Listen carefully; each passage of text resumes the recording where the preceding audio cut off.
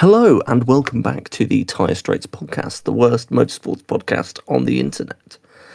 And today, Scobby, Dutch Grand Prix. Scobby. Fantastic. Yes. Absolutely fantastic. Why am I Scobby now? It's close enough. Oh, yes. No, the Dutch Grand Prix. The Dutch Grand Prix, magnifique. I was enthralled through the duration of the race. The whole thing, it was a brilliant showcase of driving, of strategy, of things going all over the place, crashes, bit of rain. Oh God, yeah. Threatened, but not actually in the over the weekend, and an ungodly shit sprint race. Yeah, I literally didn't even watch the sprint race. I was going to, and then I just didn't. And I don't think I missed anything. Don't you miss nothing. Yeah, that's what I'm told by all accounts. And we shall definitely get to that. But before then, we've got to cover a couple of things. And first, I just want to say, if you enjoy listening to the podcast, then please give us a follow on YouTube or Spotify, and then on our Instagram account at Tyre Straights Podcast, where we just do a bunch of social posts and stuff like that. A load of bullshit. And then, we just do bullshit. Yeah, a bunch of bollocks, just a bunch of random shit, basically. Whatever we feel like posting. We do fuck all. No, we're trying to do it more. We're trying to get better at it. But so first, before we go into the actual Dutch Grand Prix, we've got to cover the general news for motorsports this week, mainly Formula One. And it's all been contract talk on the whole, with Verstappen extending with Red Bull until 2030, which I think is quite out of the blue with how much he's been rumouring to be leaving and jumping ship to Merc. I really thought that we was going to rein it in and go to endurance or something. I was not expecting that. A lot of us did, but I distinctly remember saying, like, this man, he talks about leaving the sport like every week. So it is nothing, like, it's not that much of a shock that he's actually turned around on it and just extended. But with Red Bull until 2030 is a shock. I was expecting him to jump ship to another team. Yeah, if he was going to stay in the sport, I'd at least have expected it to be with another team. Yeah, or only extend like a couple of years, maybe. But clearly he's got some kind of either faith with the team, faith with the Ford engine, something. Or his contract has an exit clause that he's happy with, that he's written in, so that's the only other thing I can think of. I did hear it was quite a funny thing, because usually drivers will show up to like try and make their case with a PowerPoint. Yeah. It was the other way around this time. That does not surprise me at all. Where Laurent Mekies, what's that? Was the one who had a PowerPoint to try and convince Max to stay. Yeah, that does not shock me at all. Funny. That does not shock me at all. Oh, sorry, give me a moment. Are you okay? Oh, yeah, I'm fine. That's all right. What's going on? Nothing, I'm fine. This is a weird ASMR and I don't like it. Yeah, sorry, okay, can we cut that bit out? Nope, it's going in. Fine. Then I'll give the explanation. I was like, oh, fuck it, I'll do my teeth, put my retainers in before. And then I was hearing myself talking. I began to talk like Mike Tyson. I was like, okay, I'm taking these things out. There's no way. I was hearing myself and I was like, I'm taking that. I was wondering why you sounded very close to the microphone. I was wondering what was going on there. But I didn't want to say anything. Yeah, no, it's because I have my retainers in. That's fine. Regardless. Moving so on. Alex Albon and Carlos Sainz. It's so Williams. How about that? So yeah, no, both Albon and Williams. Both Albon and Sainz have extended with Williams for 2027. The big one on that, though, is Carlos Sainz. His contract is worth $30 million, which is the same... Not even euros. Oh, God, I saw it was reported as dollars. Euros. I saw it reported as dollars, but no, that's worse. Either way, that is the same as the defending world champion and McLaren driver, Lando Norris. And that makes... I saw it earlier. That makes them joint fourth highest paid, because third is also a joint one between, I think, Alonso and Was it Russell? I think they're both on 34 mil. Either way, insane. Like, all things considered, it's putting a lot of faith into Carlos Sainz. And also the continuation of Albon, it's going to make him easily the most tenured Williams driver, which is insane considering, how, I wouldn't say bad he's been, but he's just kind of done nothing. Yeah, this season has not been a great showcase for him, because we think about it, last year there were those flashes, those great moments where you think about Canada with the double overtake. I mean, last year he was best of the rest. Well, yeah, exactly. That's what I mean, though. And he had all those moments, and you think, oh, this is really impressive. He always used to outperform the machinery. He always used to treat Alex Albon as a bit of a hero kind of character who would come back from Red Bull having turned their back on him, and he managed to come back and put himself in a position where he was able to show that he was this great and matured racing driver.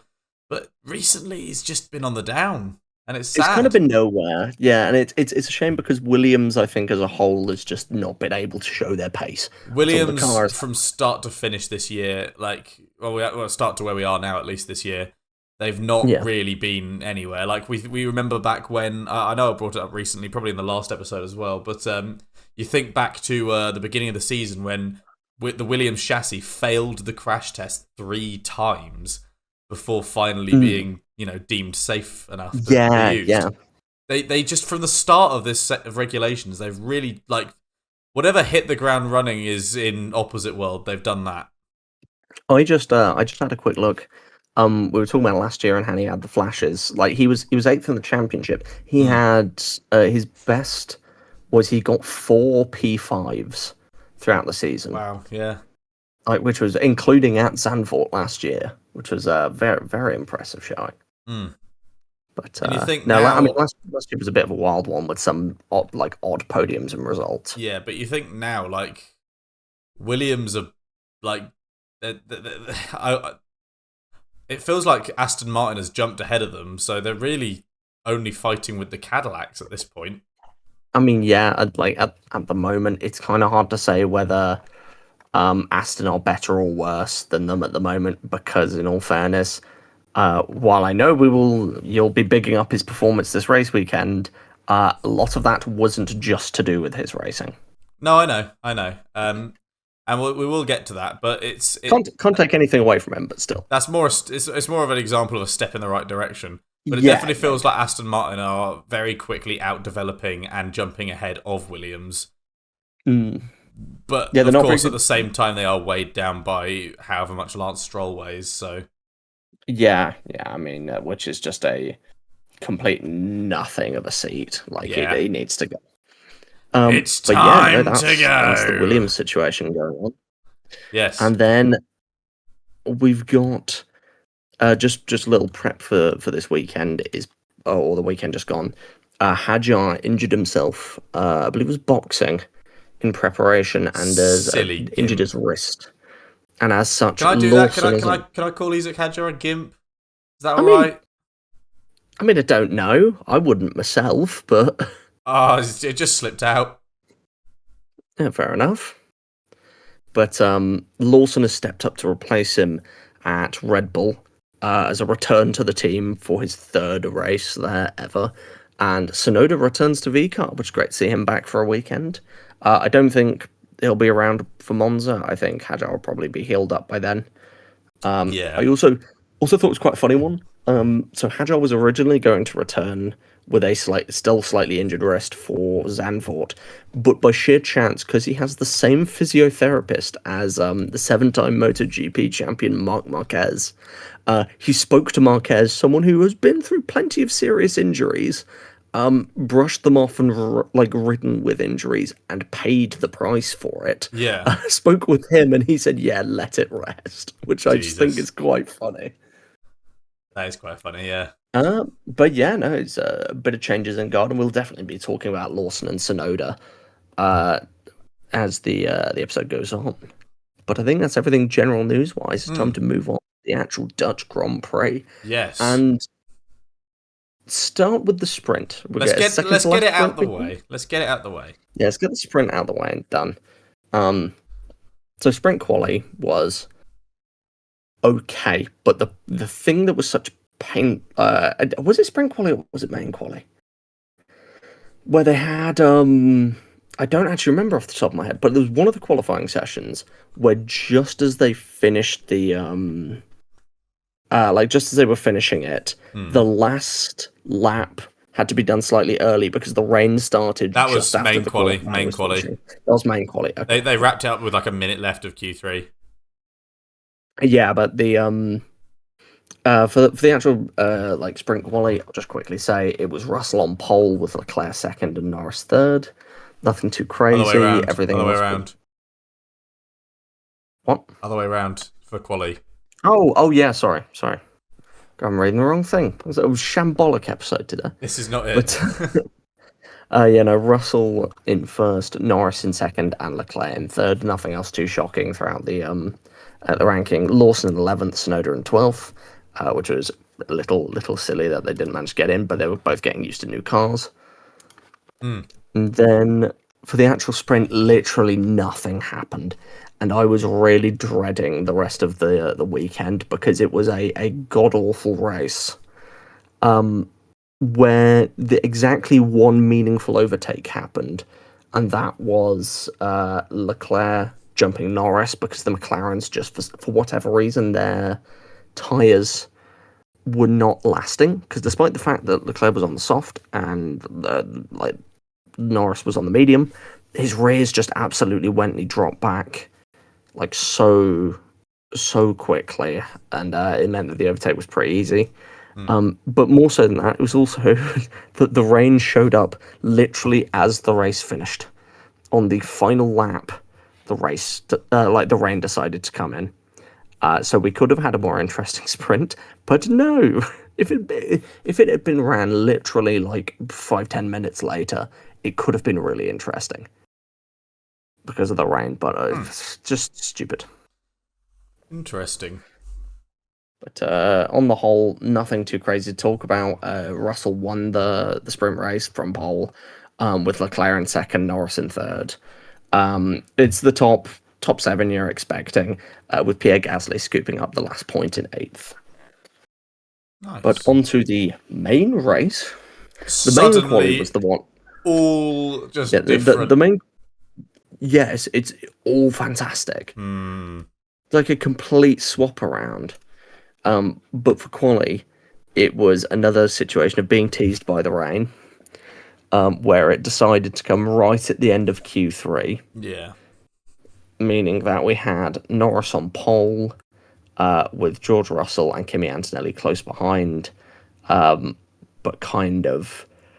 it was really close for a good chunk of qualifying, and there was jumping around in who had the fastest lap forever. But generally, it was the McLarens who ended up pulling through. Yeah, there was a lot of that, yeah. Yeah, very, very standard qualifying. Everyone was kind of where they should be. But then, main race,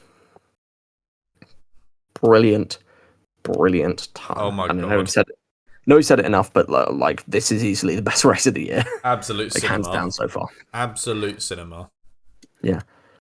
Which I think we got to start it with the what caused the chaos at the beginning, which was Verstappen on an opening on literally the first lap. Final corner of the first lap, yeah. Final corner of the first lap, just lost it. He went over the curb, which was a bit more damp than the main track, and spun, slammed into the sidewall on the high side of the corner, and then bounced off to the pit lane entrance. Quite a violent looking crash. Quite a violent crash, and it's great to see that it was okay, but it's such a shame for his final home race. Meanwhile, his good friend Gabriel Bortoleto decided to do the exact same thing, but with less devastating consequences, where he also actually caught that sort of wet inside line and found himself spinning, but managed to keep it controlled, managed to just about avoid hitting his teammate. So, Hulkenberg, fantastic. Yeah, pass from him, huge save. Dodge. That was insane. Yeah. And just a great race on the whole for him. Obviously, without spoiling, I guess he finished P8 in Audi, which is great. He did indeed. Which, speaking of which, we'll probably go through the results. Yes, for that race. So it was winning the Grand Prix, we had Lando Norris, followed by Kimi Antonelli in second, controversially with George Russell in third, a very angry Hamilton in fourth, followed by his teammate Leclerc in fifth, Piastri in no man's land in sixth, Liam Lawson, doing exactly what I'd expect from Hadjar, so as a replacement, working brilliantly, but even more in no man's land in seventh, Nico Hulkenberg in eighth, brilliant for his performance, getting 4 points for Audi. Fernando Alonso up in ninth, 2 more points for Aston. Great showing, good performance. We'll talk about that soon. And Pierre Gasly just get another point, get the job done. I would like to stress that was me clapping, nothing else. Nothing else was happening. Yeah, I wouldn't be shocked if it was both for you.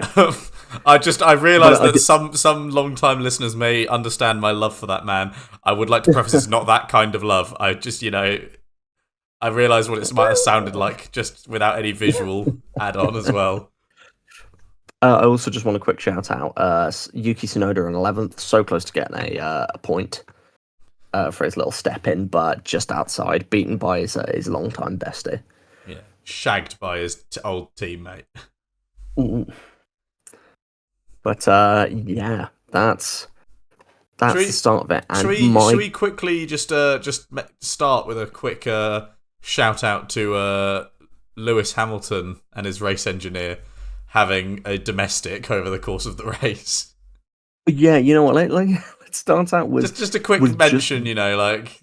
Honestly, just the team drama and the discussions. Yeah, between Hamilton was having an absolute go at them. He was being such a whinger. He was absolutely fuming. He was so pissed that they wouldn't let him just run past Leclerc. Yeah. Which realistically, I will say, bit of an odd choice to keep him behind. And I genuinely think that when they pitted Leclerc out of the way of Hamilton, that was much more of a, we don't want to deal with picking favourites. But, it's kind of strange for them to leave him behind, leave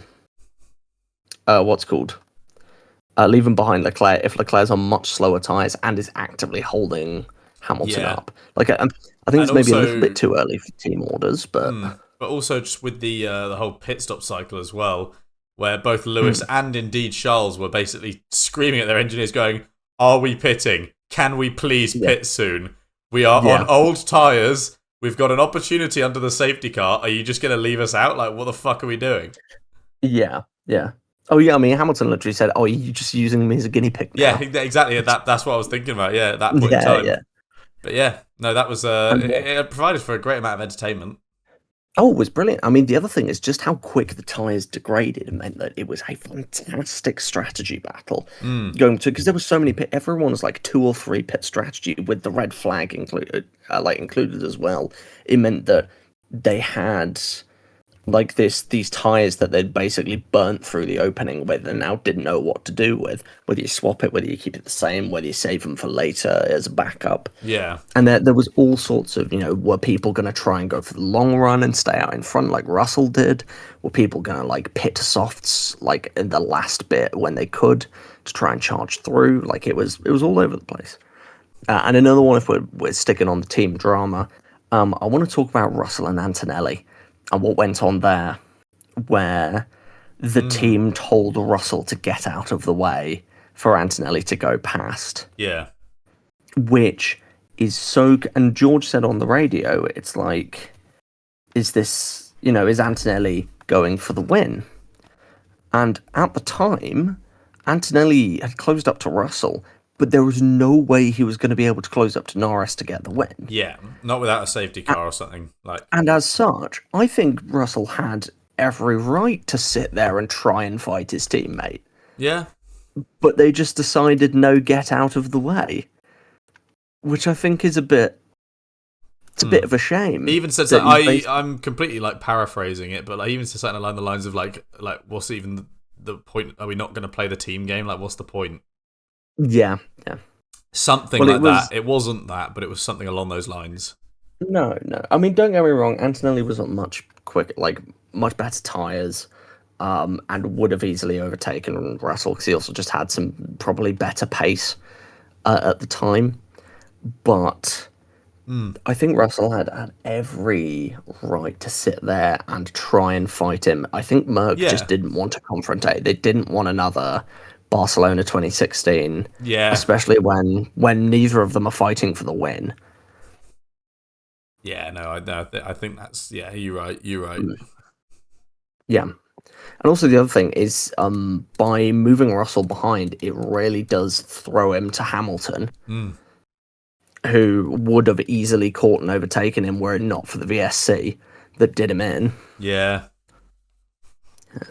But, fantastic strategy calls, fantastic tyre strategy, fantastic team drama, and great battling on track. I mean, what on earth were they feeding these drivers to give them some mental overtake? Like, that's what I said. Like, I remember messaging you when I was watching. I was like, what are they feeding them over in the Netherlands? Because, I mean, just the ones that stood out for me were Leclerc, Tsunoda, and Piastri. All three got these crazy overtakes in places I'd have never expected them. Like, I couldn't even see them setting it up before they just fired it in and got the move done. At points I stood up out of my seat, in spite of the fact that I have a bit of a dodgy knee at the moment. I was like, oh my god, like this is incredible. I remember screaming at the Tsunoda one. That was insane. I mean, the Tsunoda, it was nearly like it wasn't a double, I don't think, but it was nearly. Yeah, it was close. It was really, really great overtakes. And they were on parts of the track that, like, previously... Even the commentators, as I was like, it was Piastri's first. Yeah. As the commentators were basically saying, like, "Oh, this is a really hard part that they don't see much like," and then he just does it anyway. And that's the thing with that. I think these regs are just Zandvoort is just more forgiving with this set of regulations. I think personally, I definitely more than the last because for the longest time it's like, okay, there's two places you pass in Zandvoort, and that is the first corner or the third corner. But like there were Piastri's overtake. There was, I believe it was 5-6. Yeah, he overtook that.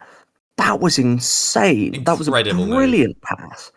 Like such good racing action. And honestly, these new regulations, especially when we've had a couple of years to bed them in, I can imagine this being some really good, like some more fantastic races like that. Especially as we go into some brilliant. I could imagine like people if Zandvoort stuck around on the calendar, which obviously it won't be. For the foreseeable at least, like you say, with letting this sort of set of regulations mature, I like to think this is one that by the end of the season, like the end of this set of regulations currently, people would probably hold in a much higher regard. I think there's a bit of chaos at play and definitely pit strategy at play that aided it, but I would say that it's been an improvement over the past couple of years. Massively. It's like night and day as far as I'm concerned. But I'm thinking with certain tracks coming up that could have similar kind of, tracks that we thought before aren't really that great for overtaking or aren't that impressive. You got Singapore, you got Baku, you got Mexico City, stuff like that. I could imagine we might get some good stuff there, hopefully. I mean, like, my thinking is as well, I look back on last year's Dutch Grand Prix and, like, the most I could say about it is probably Norris's struggles.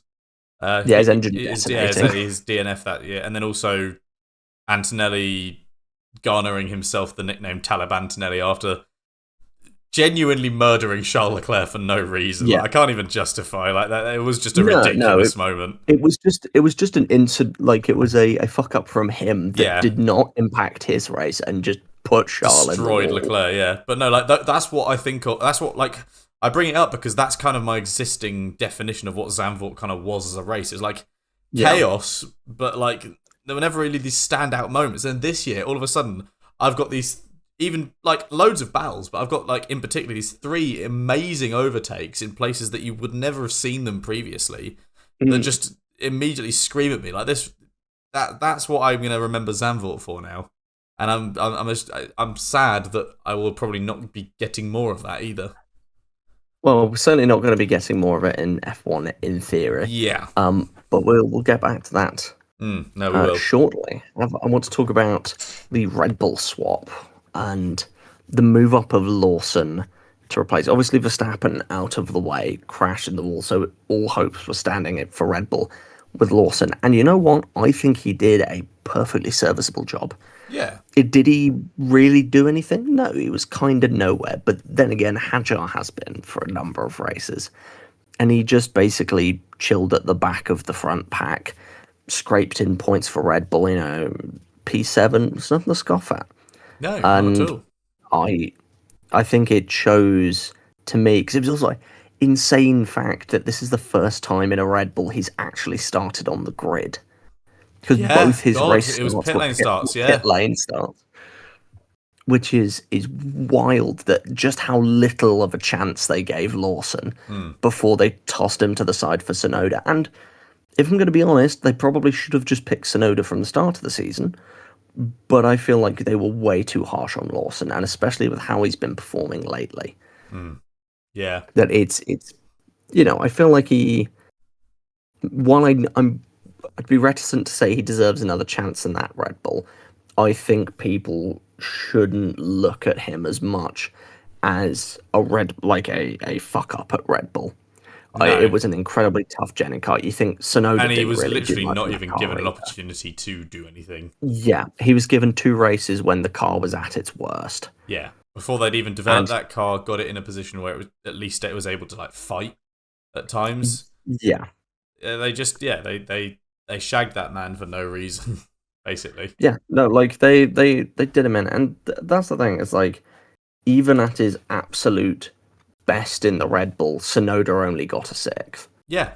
It's not like in main race. I think he got a P5 in a sprint, but it's still nothing. Absolutely, a P7 on your first time out in that car.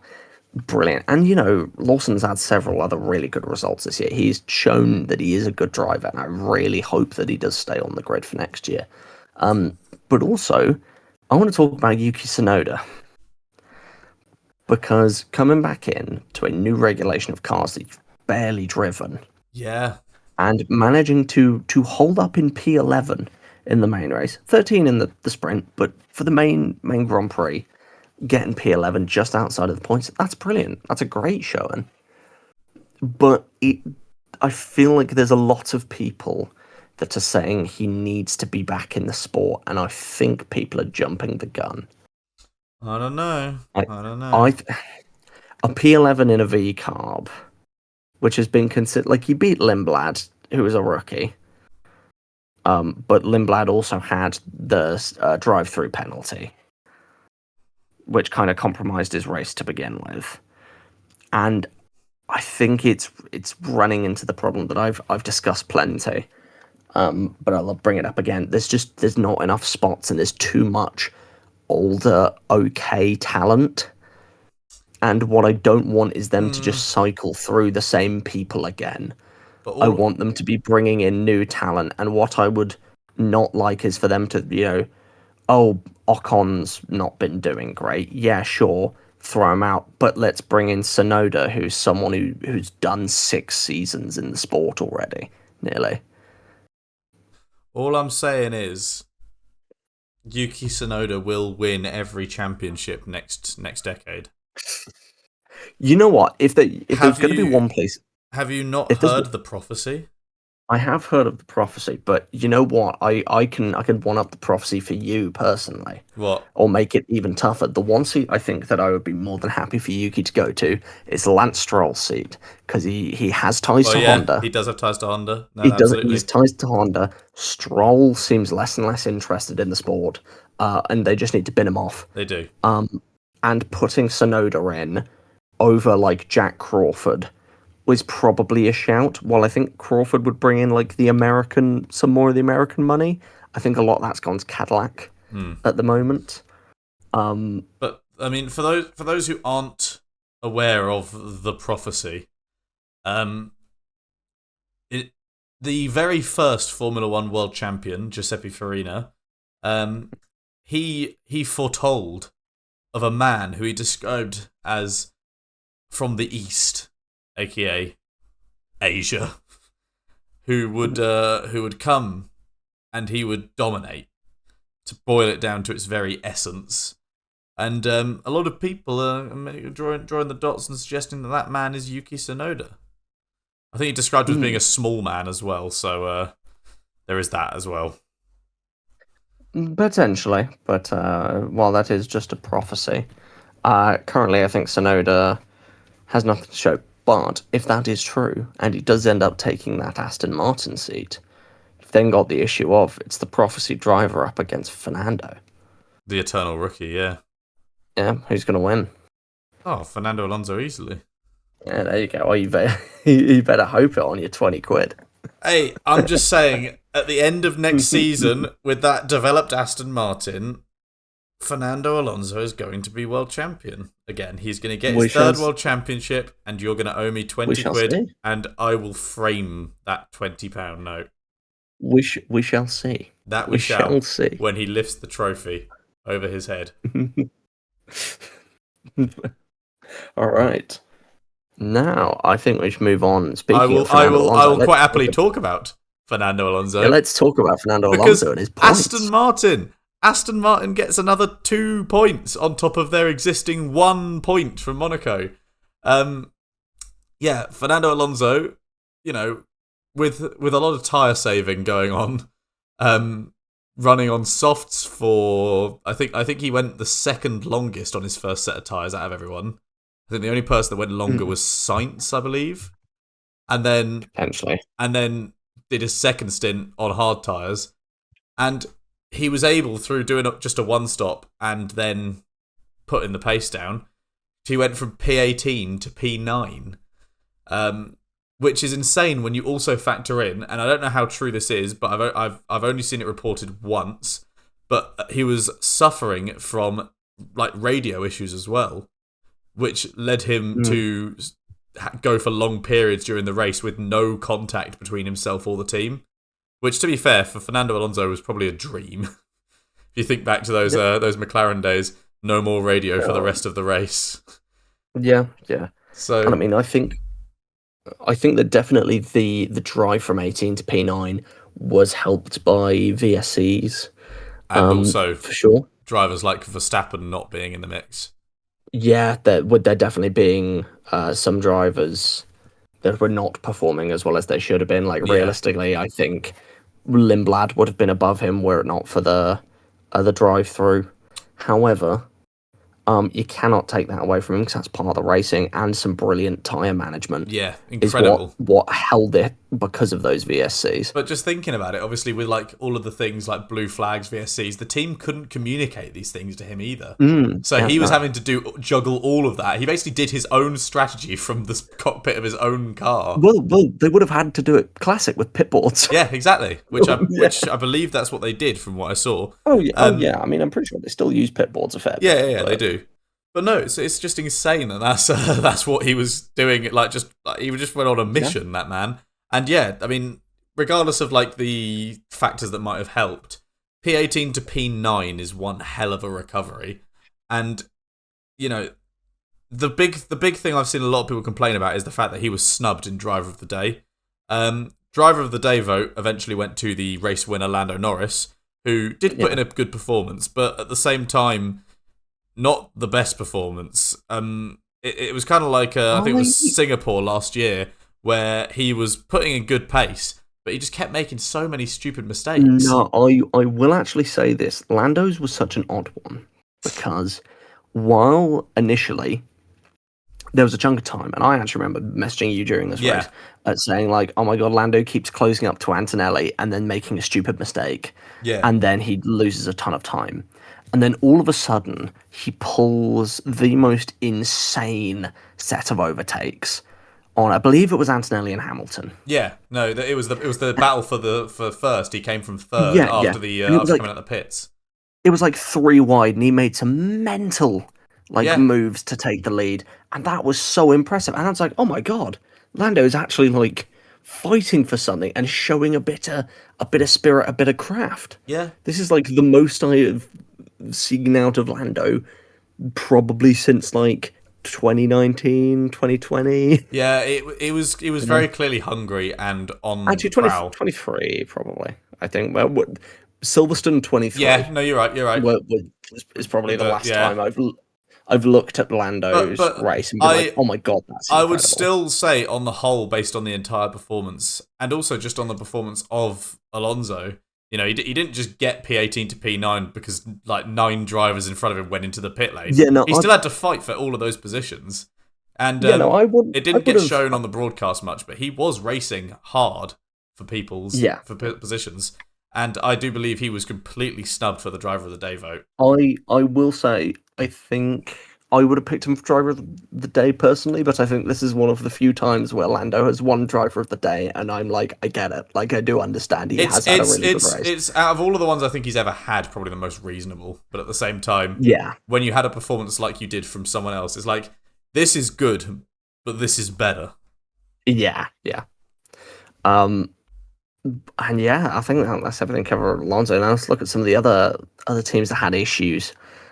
Starting with Haas, we're talking about I think it was last week we had the second half season predictions, which I need to do a social post for that soon, but that'll be out shortly. And I was talking about that Haas are going to have an even bigger fall off, and I cannot think of a bigger fall off than 2 engine failures for your cars. Yeah. Which it's strange to see that we've had engine failures for Haas plenty, but not for Ferrari. But I guess it's either poor luck or poor setup, or who knows? Maybe Fred's sitting there with a kill switch. I mean, as we both kind of quipped about, it's a disaster. It is a disaster. It is an absolute disaster. But I'd put this question to you now. If you were a team principal, would you rather both of your car's engines explode, or would you rather your 2 drivers take each other out, or nearly take each other out? Because I mean, I think that's definitely a tough one. Personally, I'd go for the engine exploding. Yes. Well, if you picked the latter, your name would be legally changed to James Vowles. Because that is what happened to Williams with the Williams civil war happening. Carlos Sainz and Alex Albon came together, causing quite a hefty collision with quite a lot of debris on the track, bringing out the VSC, and ultimately led to Alex Albon retiring from the race as well. Well, not retiring from the race, sorry, but still he dropped way off due to the damage. Well, yeah, no, it led to Albon. He did retire. But because he was still classified 17th because he finished enough of the race. Oh yeah, to be classified. But yeah, no, he did pull into the pits to retire. But a bunch of debris all over the track, which actually also cost Hamilton his podium because it built the gap between him and Russell just enough for Russell to hang on ahead. Yeah. But that was after securing them with an inordinate amount of money for Sainz. And Albon, I believe Albon's only on for 1 more year. I think they both are, contract. Aren't they? They're no.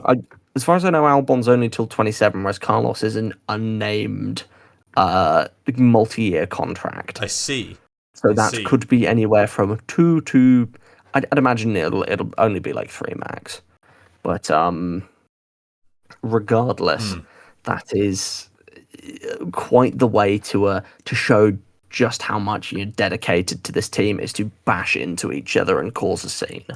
Yeah. And it's just I guess once you feel secure again, it's like... Yeah. It's also further building the hate train on Sainz, because I feel like there's been a lot of tension brewing with that, especially after his incident with Oscar and a not particularly great year so far from him, despite just how much people will say he is a fantastic driver. And he's shown he can be. Yeah, absolutely. I mean, even last year, he got two podiums and a sprint podium for Williams. Yeah. He really had performance, and it was clear that he had a sort of faith in the car as well. And I think that's not been so strong this year. Obviously, the car has not been. So I think it's been hard for him to sort of display his ability and to show that he feels comfortable. I think he's a man that once he feels comfortable and secure, that's when the results start coming in.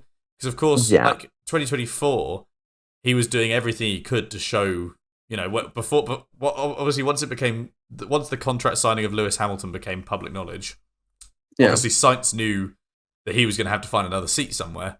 So he began putting on one hell of a display of his ability as a driver.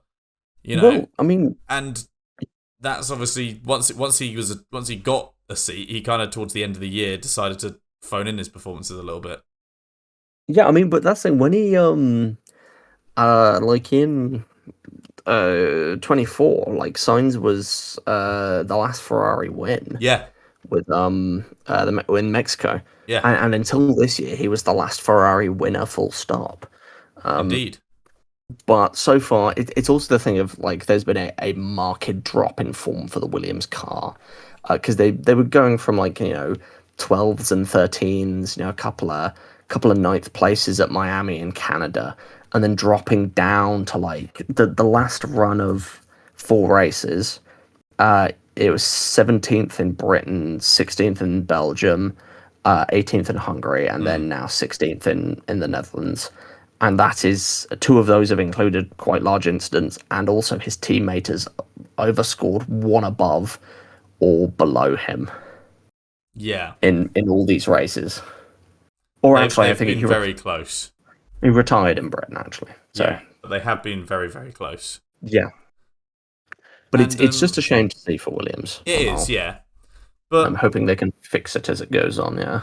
But to sort of wrap things up and put a nice neat bow on them, on the whole, Zandvoort, how do you feel about it? I know prior to this, you did not feel quite so...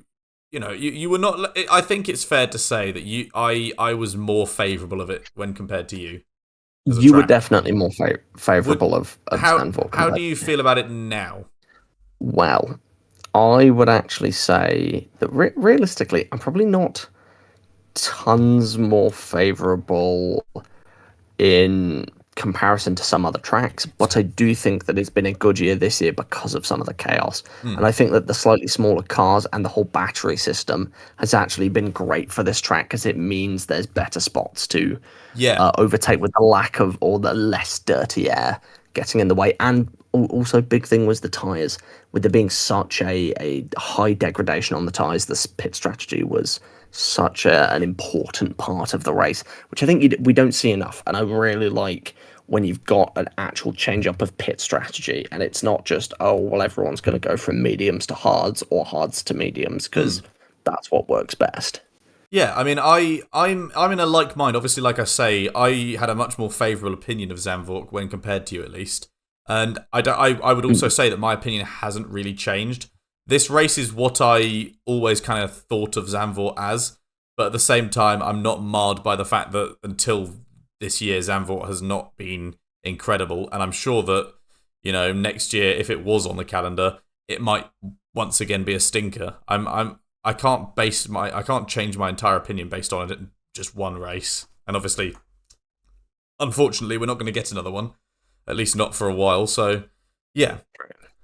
Well, here's a question posited by one of our lovely listeners, being Grug4209, which if you want to get your hot take or question read out in the and discussed in the episode, then please stick it in the story that we post after each race. And for this, it is, I would trade Zandvoort if we got to keep Spa as a permanent track.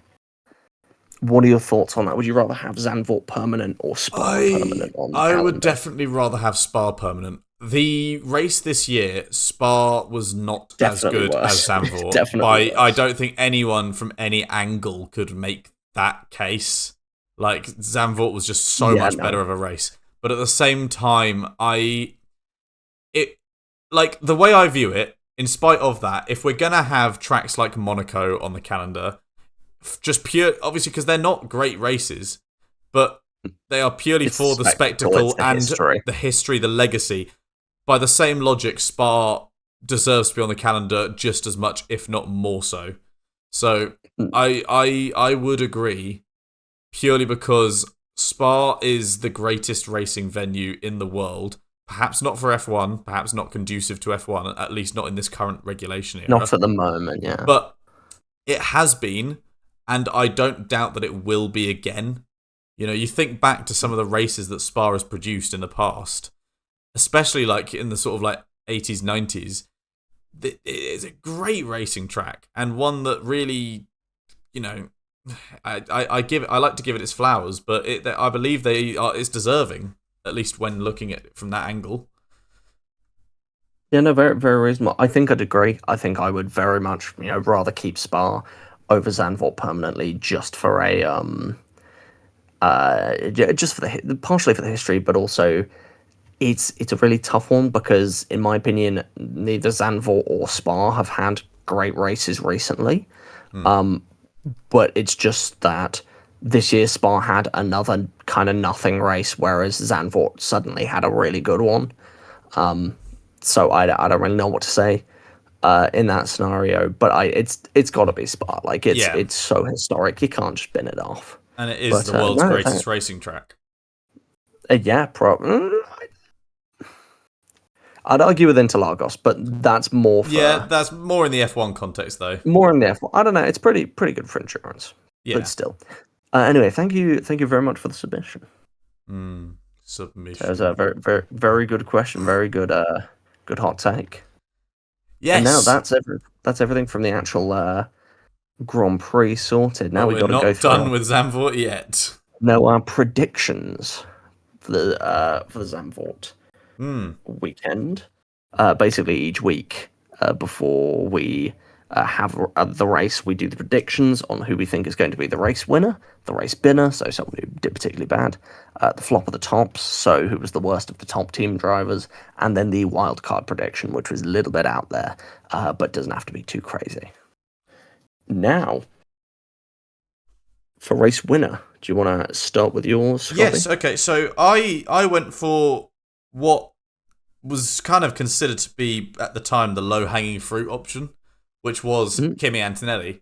And I did kind of do it almost like with a spite in my, about it, because I didn't want to, but I didn't feel like I could reasonably suggest that there was anyone else with like that affinity to the track, with the power underneath them, with that car being so good that could reasonably contest it. Obviously, Lando Norris was the race winner in the end. I was wrong. And the McLaren has clearly got a bit more pace in it, especially over a single lap, like qualifying trim. So yeah. No, I think that would be a general trend of McLaren being much more consistently challenging the Mercs. They're very good at upgrading a car. Yeah, absolutely. Like they're turn a car consistently year in, year out. They may not always start with the best car, but they're very good at upgrading to get a competitive car. You've only got to look at 2023 when you had both cars starting the first race of the season, like couldn't way even finish back. the full race. Yeah, even when the race started, they were way back. They didn't even qualify well. Those cars were dogs, but they turned it around into a car that could fight for podiums, which is insane. Indeed. Even I believe Oscar Piastri got his first sprint win that year, didn't he?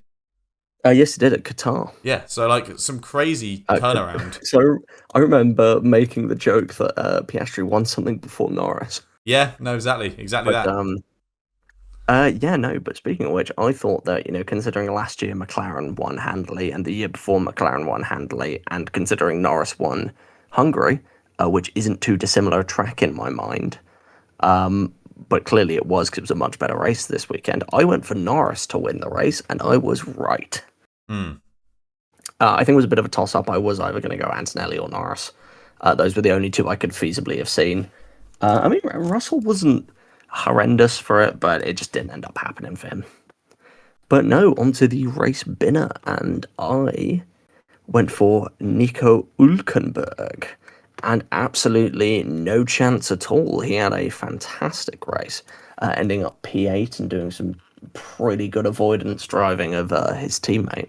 Yeah, no. So that's what no a performance from Hülkenberg. There. Like, I know I wax lyrical about Alonso every week, but genuinely Hülkenberg put in an insurmountable performance. The only reason I haven't sort of glazed it quite so much is purely because obviously he did a lot better in qualifying and did in fact benefit from drivers suffering on the first lap.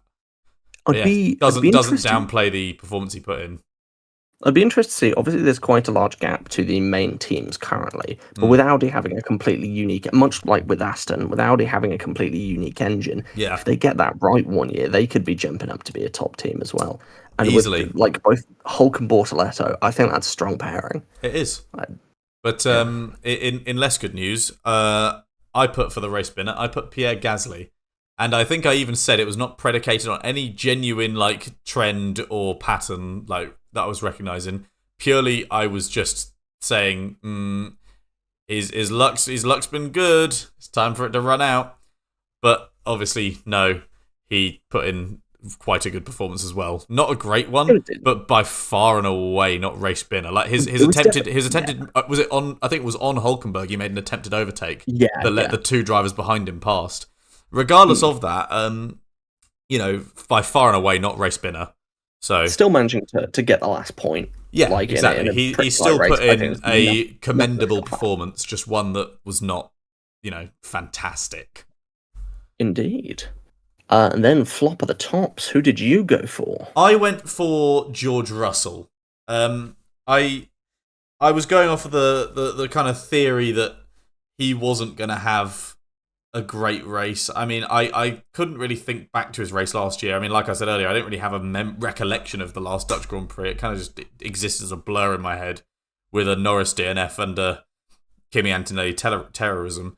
But I just got the impression that I think what I said, I'm thinking back to the episode now, I think going into the second half of the season, I was expecting Russell to make an attempt at the championship, I was expecting him to get a little bit desperate, to start making mistakes, to start being a bit more risky, and by proxy, being a bit more reckless.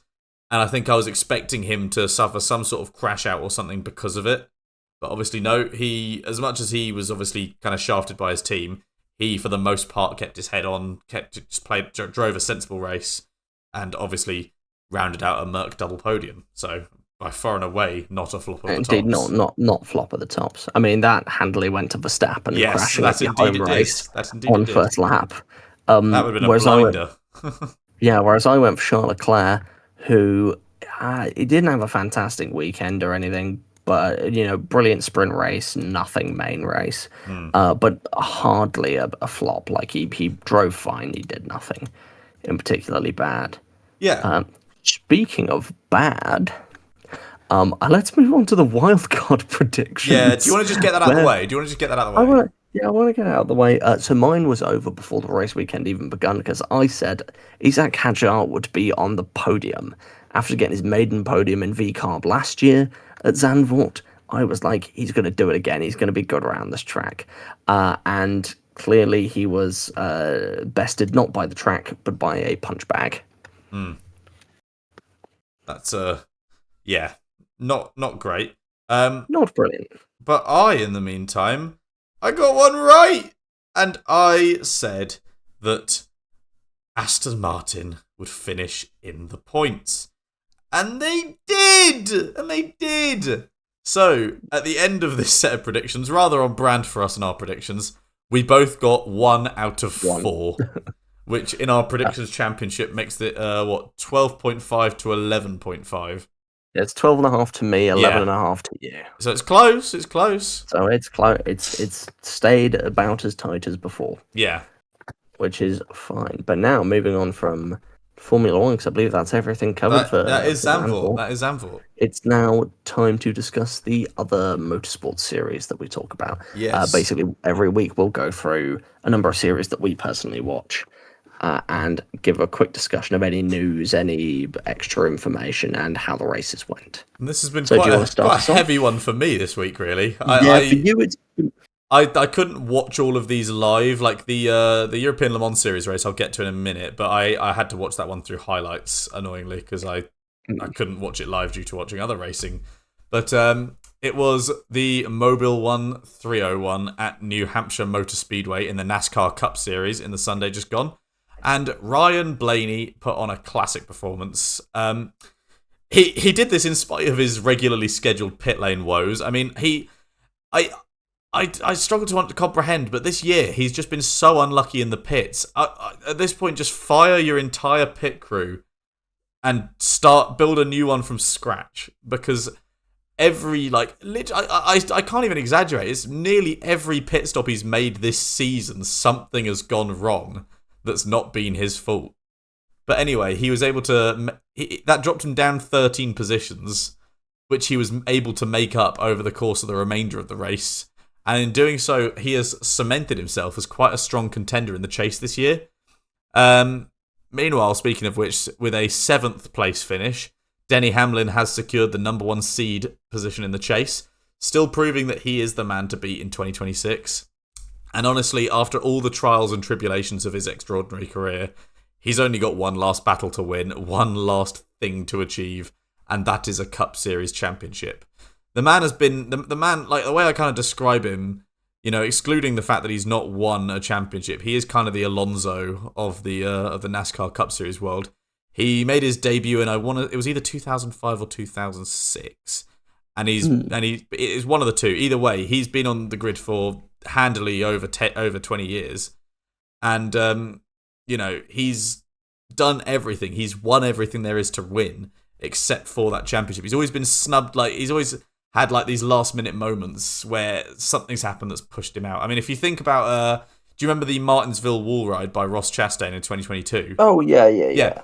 That was for the last position in the chase cutoff, and that knocked Hamlin out. Yeah, that knocked Hamlin out.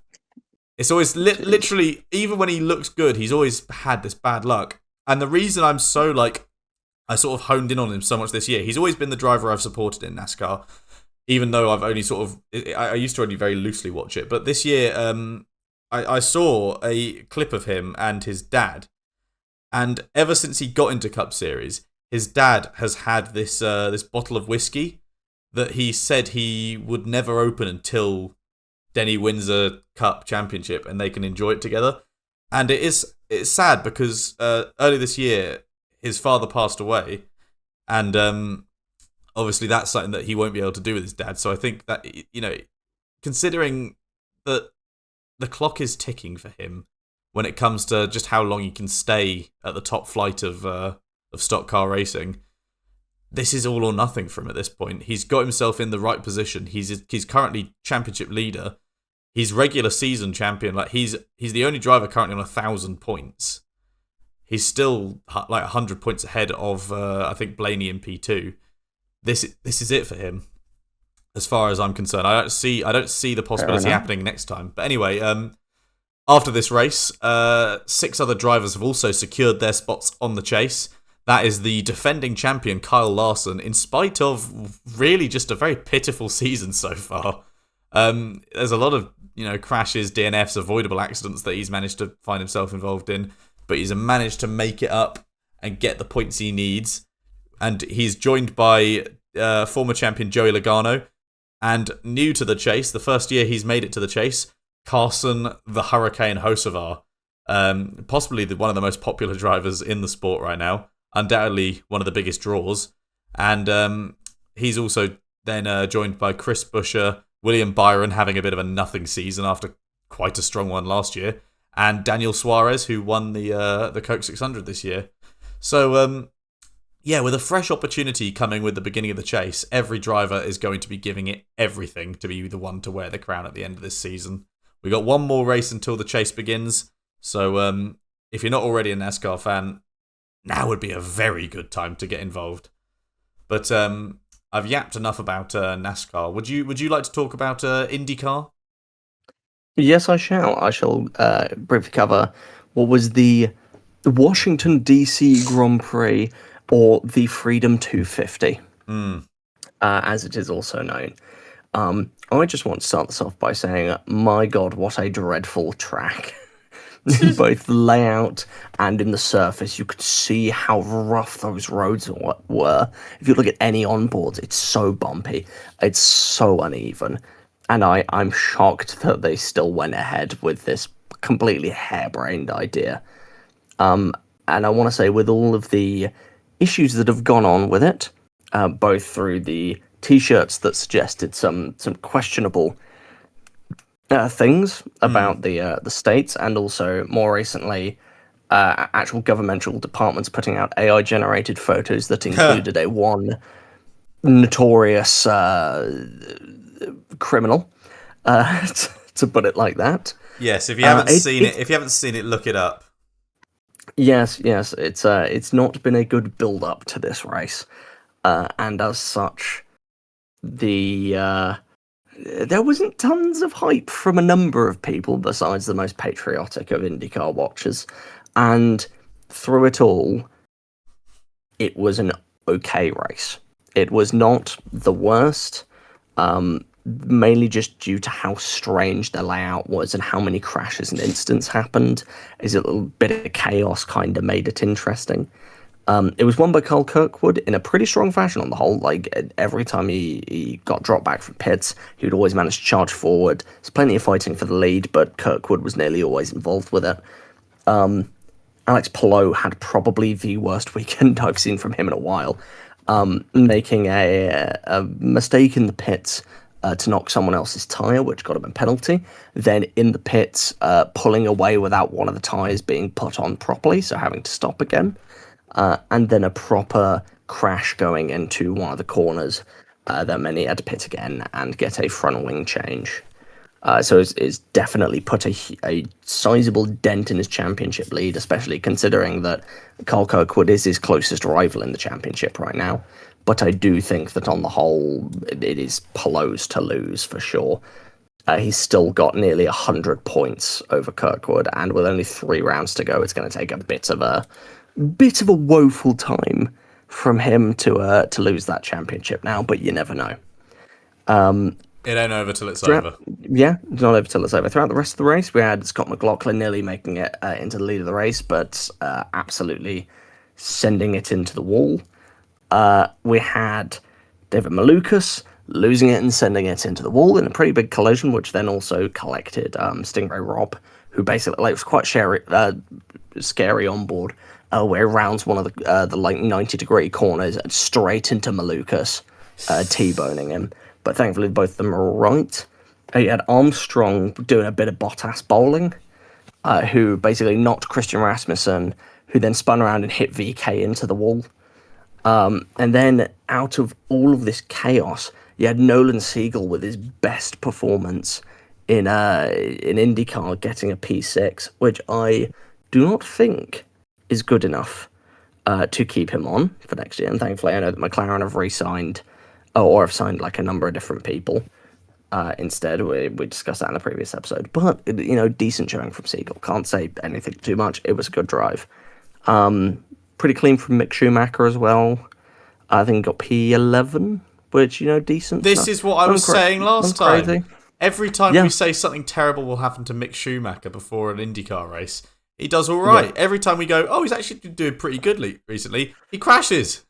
Well, that's fine. At the Milwaukee Mile, he'll absolutely slam it into the wall. He'll die. He'll die. Okay, I don't want to say that. But he'll pull a Joseph Newgarden, flip over, and slide along on the roof of the car. He'll die. But it was. Well, the actual race itself was fine. The theming and everything setting around it was thoroughly tacky and coated in the sickening amount of red, white, and blue, as per expected. But it was also quite a dull track somehow. It was weird. And then I think it was a right shame that Zach Brown missed being with being at the F1 to basically sit with Donald Trump to watch the race. Which I think is just a bit of a shame, missing his driver, and also definitely brings into question his some political standings. But we're not going to get into that. We already knew about those. It's fine. Yes, we are not the Tyre Politics podcast. Anyway, though, on a slightly lighter note for the Washington DC track, in spite of its shortcomings, for those of you who weren't aware, it was also joined by the IROC support race. Now, IROC used to be a thing that existed, across the sort of 80s and 90s, the International Race of Champions, basically.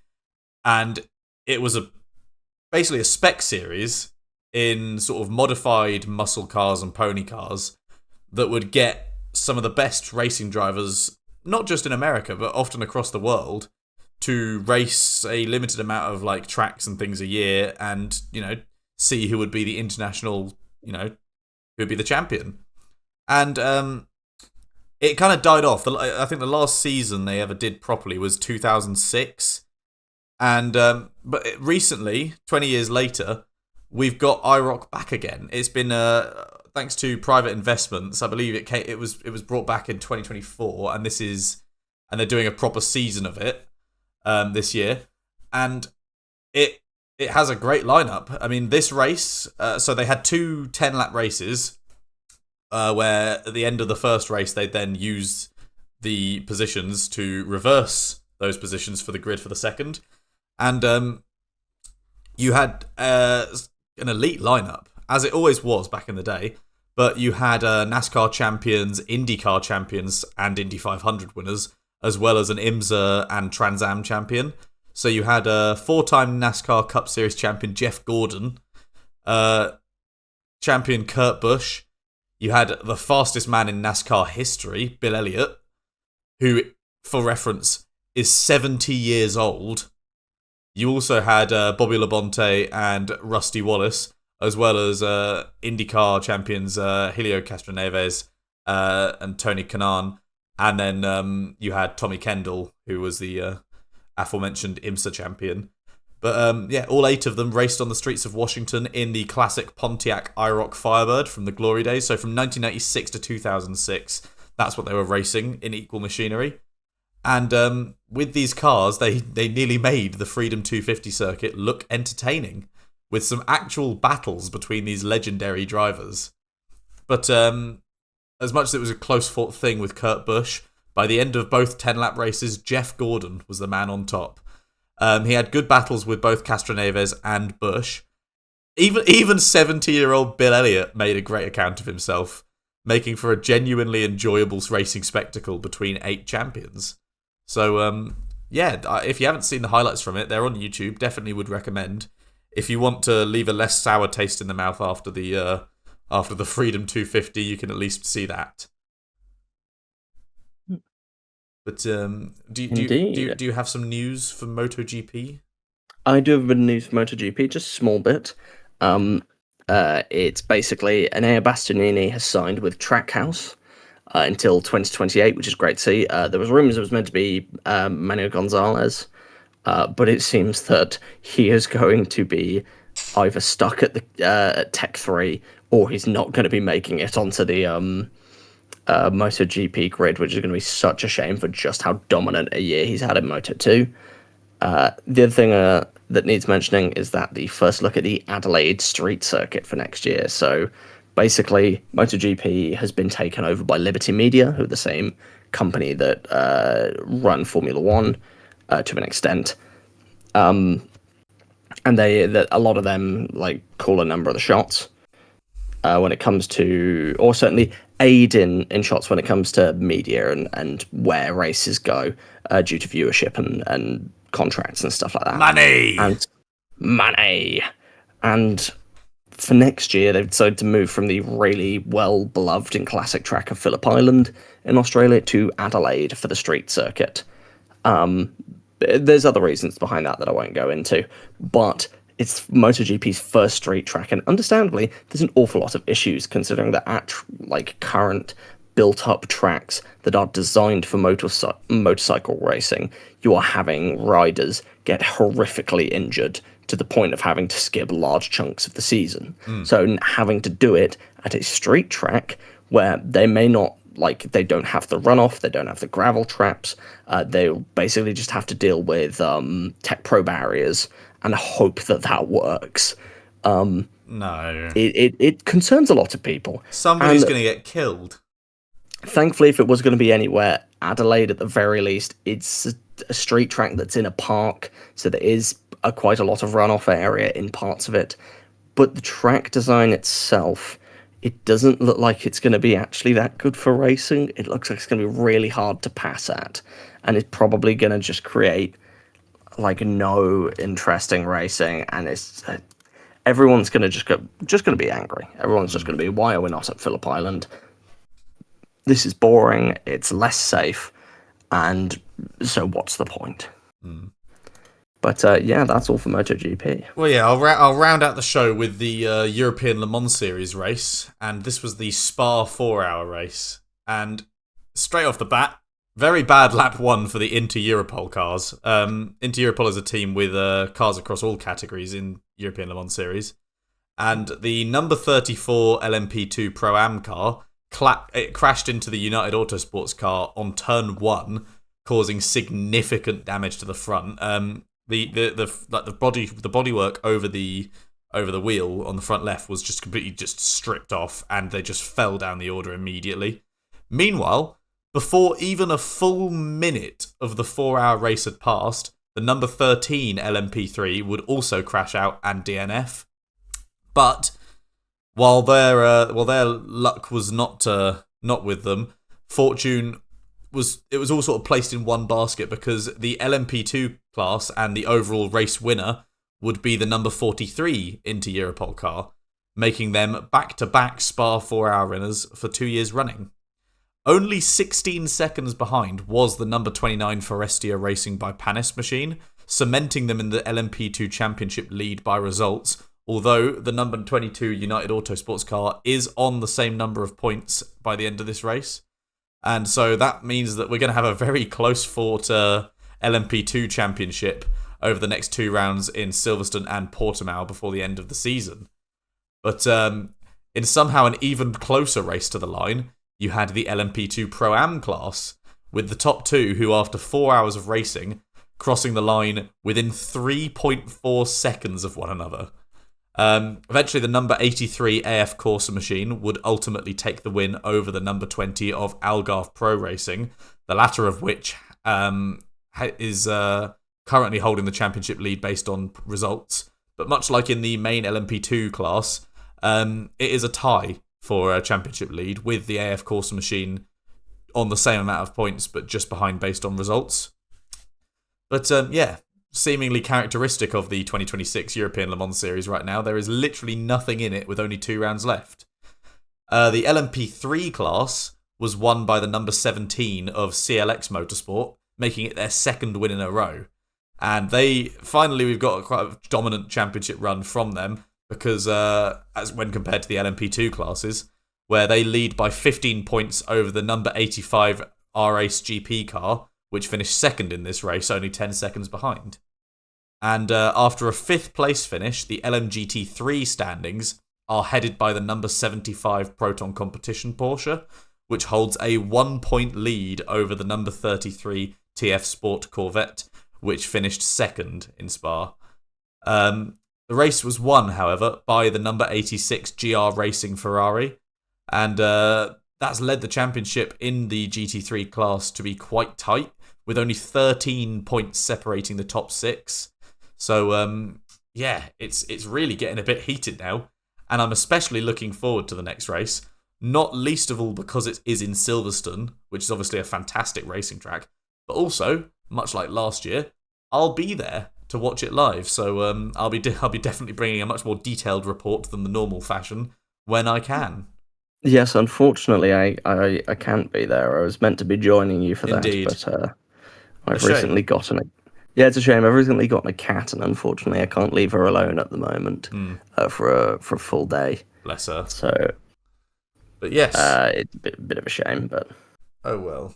What can you do? We'll at least bring you coverage of the 2027 European Le Mans Series race in Silverstone. I promise. Yeah. Yeah, we'll try and get that sorted for sure. But yes, on the whole, that is that, as they say. Yeah, I believe that's everything. Perfect. Then I believe thank you for sitting through this episode. It's been such a good race weekend, and a lot of stuff going on. Some good, some bad, some iffy, some exciting. But it's been good nonetheless. And hopefully you should join us next week, where we are doing an episode on feeder series and karting, I believe. Yes, indeed. The sort of the ladder up to Formula One. Yes, which that is definitely one that is going to be led by you mainly, Scobbert. But I'll be able to chime in. The ball's in my court there, but yes. Yeah, I'll be able to chime in for feeder series and stuff like that. But when it comes to the karting stuff, that's definitely your side of expertise. That is my cup of tea, yes. But all of that is yet to come. And of course, indeed, thank you very, very much for listening. We hope you'll join us next week. But well, aside from that, it's goodbye from me. And goodbye from me.